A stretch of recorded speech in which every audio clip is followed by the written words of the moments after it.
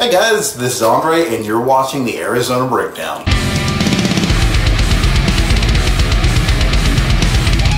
Hopefully everybody's having a great week so far. I know I am. I've been super busy with tracking for my own band and goddamn, things are going well. I'm super stoked to tell you more, but for right now, I have to keep things under wraps. So this week, we're actually talking about the guys in Animus Complex.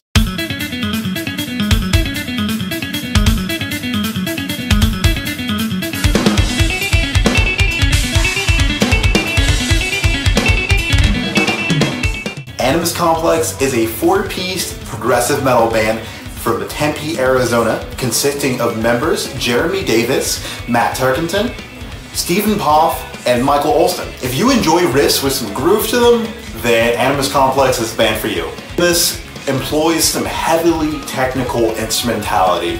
It's done in a way that every section catches and holds your attention, while Matt's voice just reels you closer and closer in. Animus Complex is currently in the process of writing their third album, which is going to draw elements from their previous releases, but will also be their most experimental album to date.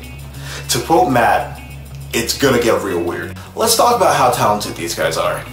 Guitarist and sound engineer Jeremy Davis has actually opened up his own studio, Metasodic Studios, which has tracked the likes of A Lapse of Ethos, The Ephemeral, I Pariah, and the band I'm in. So I promise I'm going to stop shamelessly plugging my band at some point.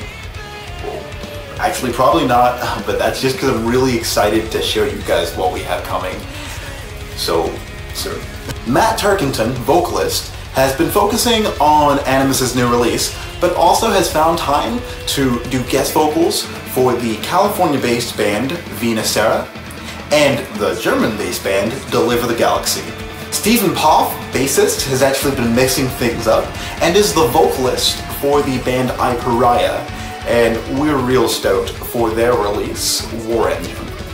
Mike Olson, drummer, has been divvying his time between this album and his other band, the death metal act Through the Earth, who's currently in the studio with Kyle Muller of Vehemence. Animus Complex will be playing the Prognosis Tour with Singularity, Vow of Volition, and a ton of other great bands. That's going to be June 30th at Club Red. Pre-sales are going to be $10. And I can tell you from personal experience that these guys put on a hell of a show, so that's definitely not one you want to miss.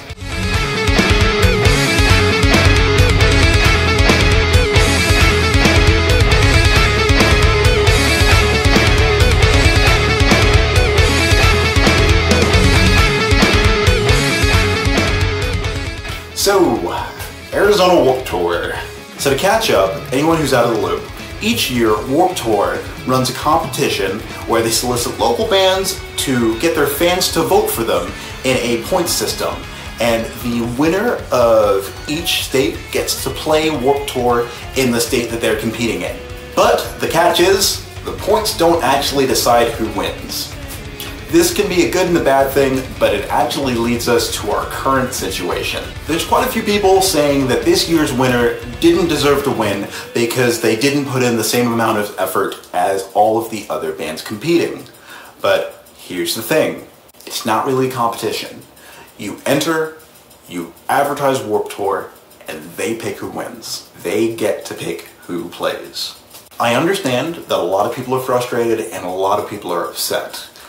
But the winner had no control over this situation. It's not okay, fans or bands, for anyone to attack the winner, Colton Hood, for being picked to play.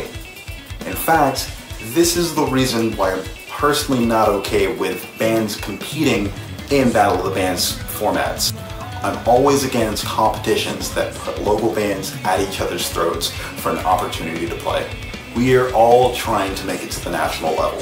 But getting there through divisive behavior is only going to make you lose the backing of your home state. So that's all I had on that topic. Anyway, I want to thank you for watching all the way to the end. My name is Andre, and this was the Arizona Breakdown.